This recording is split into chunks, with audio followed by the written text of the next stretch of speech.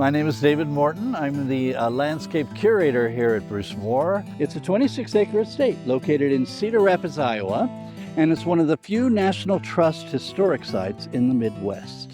And this show is about how to create this little piece of paradise in your own backyard. A day in the life of a gardener.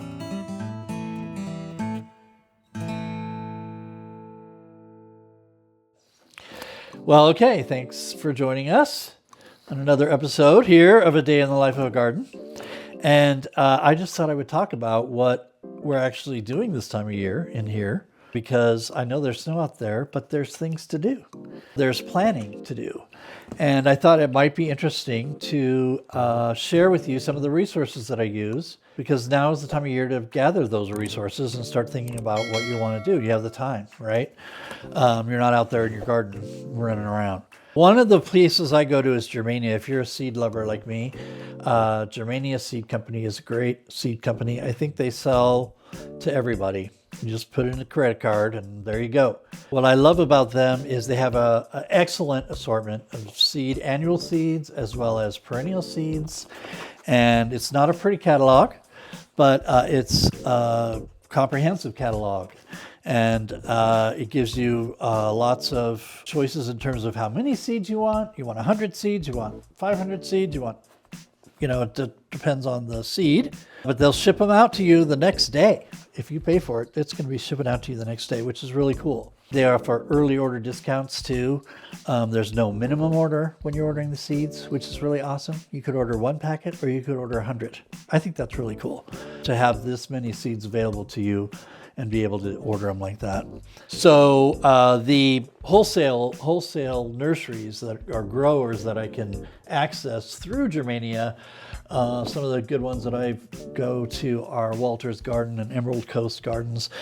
They seem to have some unusual things that I couldn't find for our particular garden here. And they sell me the starter plants. And these are starter plants, they come in these trays and they're just a plant and some roots.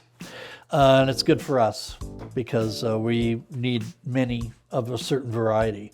And that way we can have 52 plants for like $20. That's a pretty good deal. So we have some roses in the formal garden, and we're adding more as the years go by. We found some really good sources for roses. Heirloom Roses.com. Excellent source for roses. They have a lot of old garden roses as well as some of the modern roses, hybrid teas, and their prices are reasonable for these are own root roses, which are great because especially if you live in a harsh climate like Iowa or Ohio or someplace like that, because they're on their own roots, so they're cuttings rather than grafted. So if the plant should suffer a winter dieback, because it's on its own roots, it is more likely to come up from that as opposed to one that is grafted. So that's a good thing about heirloom roses. Another good place is David Austin Roses. That's a good resource. And Antique Rose Emporium. They have a lot of old garden roses. They specialize in that. Those are 3 places I would definitely check out if you're a rose lover. The deer like the roses too, but I don't care. I love them. But sometimes you're looking for something really specific, and that's why going online and finding these different places that specialize in things is really important. Like roses, say, say you want a rose called Barbra Streisand, and you got to have that rose because your mom loves Barbara, so you got to find that rose for Christmas.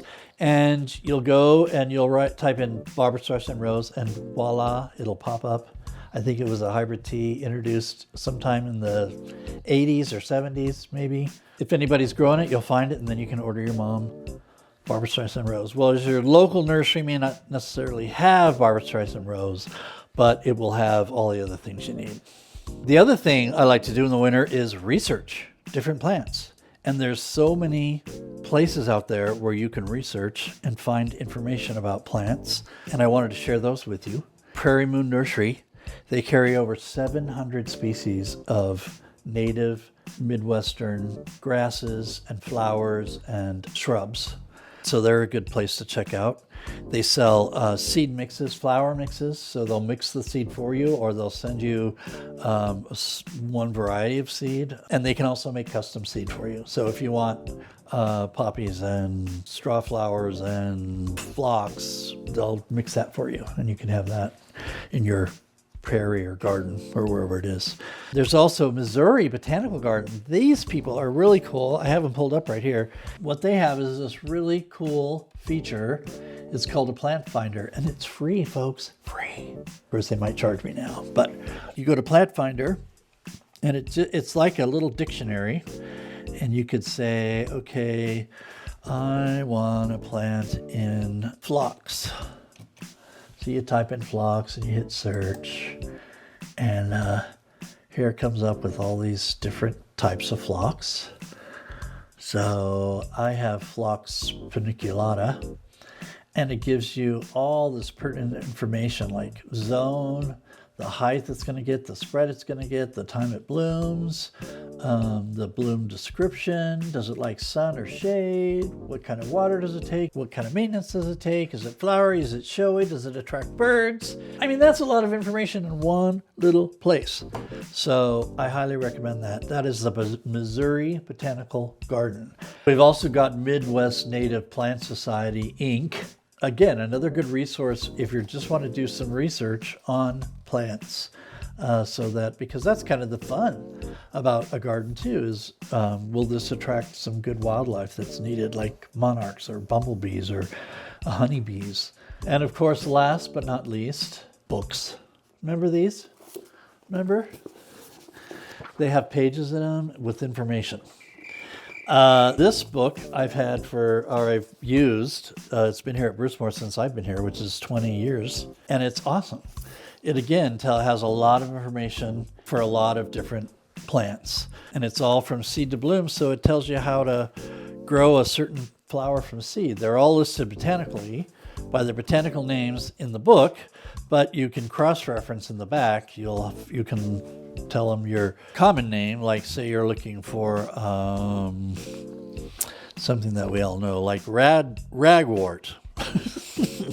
That's the common name, but the botanical name is Senecio. So you would look up Senecio over here, and it would tell you the time to plant the seed, whether it's spring or autumn, the spacing for the seed, the light for the seed. This is just the seed, not the plant, because some seeds I've found through this book you want to cover in darkness, like Gomphrena. They like to be covered in darkness for at least a week, and then they'll just germinate. It's weird. And then how to care for the plant once you get it started and transplanted, and when to propagate it once you have a plant.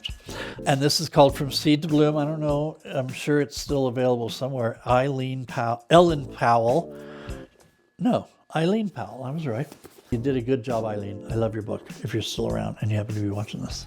I'm sure you have one book that you've gardened with forever. Those are always a great resource for things. So thanks for joining us on this episode of A Day in the Life of a Garden. I'm going to hibernate for the rest of the day. I mean, it's winter, right? Yeah. We hope you enjoyed it, and if you want to see more, hit the like button, the notification bell, and subscribe to the channel.